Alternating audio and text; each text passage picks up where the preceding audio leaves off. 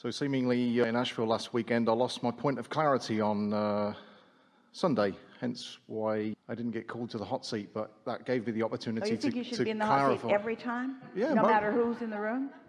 My point of attraction is powerful. And expectation is everything, isn't it? It is.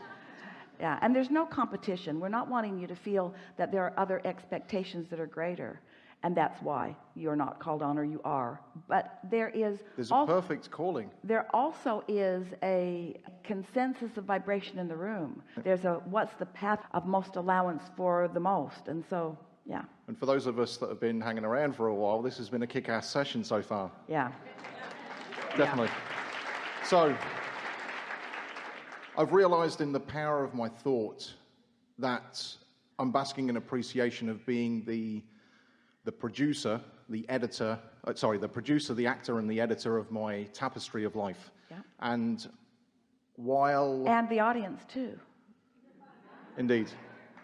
And while I'm the receiver. And while I'm tapping into this storehouse of infinite intelligence with what could be labeled clairaudient, sentient, cognizant awareness, over the last month, what has become transparent to me in my experience to date is whether I can double down on my experience and leverage two powerful aspects that I've come to understand. One is meditation, and the second is sleep. So I'm re-engineering my kind of life experience at this point in time as I'm constructing it. You're going to like this distinction. In sleep, there is a stopping of momentum. In meditation, there is a changing of frequency. Say that again for me, please. In sleep, there is a stopping of momentum. Let's say you've got a vibration going and it's not serving you. And you're awake and you're talking about it and you're thinking about it and you're in conversation with others about it, and the momentum is getting stronger and stronger and stronger. So therefore the vibration is becoming more and more central to your point of attraction. But then you sleep and that momentum of that vibration stops. The momentum stops. You're no longer adding to the momentum of it. You left the vibration right where you last left it, but you are no longer, while you were asleep, adding to the momentum of it. Right. So then you wake up and you go into meditation. Now you are awake, therefore momentum can happen, but you are deliberately focusing in a way that allows your vibration to raise, and you are staying there long enough to allow that momentum to happen. This is an important distinction. Right. For the first time in my life, I actually feel I'm one step ahead of what you're telling me. This is good. Then we're receiving from you. What I am empowered to tap into is given the momentum of the positive thought. I've closed the door on the devil of negative thought. For now.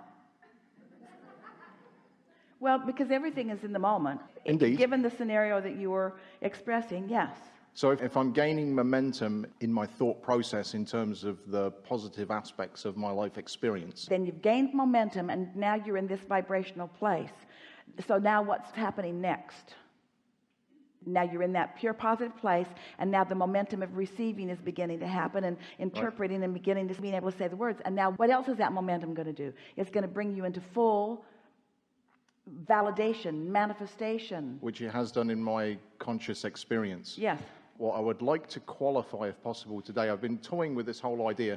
If 17 seconds of pure positive thought is the equivalent of 2,000 action hours, motivated action hours, what's the qualification of being in a pure positive state in this meditative place immediately before my sleep time? So that my cadre, and I said about I'm enjoying my life experience because I see myself as the producer, the actor, and the editor. But the directorship that sits between the asking and the knowing, the directorship is leveraging this infinite storehouse of intelligence to direct then my life experience. Hence the power in my waking conscious state of being, the power that then I summon forth through clairaudient, clairsentient, claircognizant knowing to then follow the path. We don't disagree with anything that you're saying, and it is logical that if you were to put your meditation before sleep so that you're raising your vibration before you sleep, and then you sleep and you're stopping any momentum, including the positive momentum, the positive that you just accomplished through meditation. So there's a distinguishing factor. So I can't accelerate it. That when you wake up in the morning, that you would have a higher probability of being able to focus yourself into what we could call productive point of attraction. But we just want to throw this question into the mix, because meditation accomplishes the higher vibration every time you do it. And what keeps you from maintaining that higher vibration that you frequently accomplish is the living of life that brings to you, in other words, conscious focus on the way you feel is the key that will lead you to all kinds of different things that will help you to find the path of least resistance. In other words, if we were standing in your physical shoes, we would be doing just what you're doing. We would be looking for anything and everything that we could think of. Esther decided, she heard us say, make more decisions in every day. So she started making as many decisions in a day as she could make. And then she began living with the law of attraction consequences of all of those decisions. So life started coming at her pretty fast because she'd set so many decisions in motion. So then she began to be aware that it was important that she focus more. So she started making more lists of what she was going to do in order to keep up with all of this momentum that she had accomplished. And then she began feeling less free and more occupied than she wanted to be. In other words, you're bored, and so you ask for more, and then you're overwhelmed, and then you ask for less. In other words, you're just always from where you are reaching for what's best from where you are. We just want to say that there isn't anything that you will ever decide that you're going to do in terms of methodology that's going to be the answer to all things.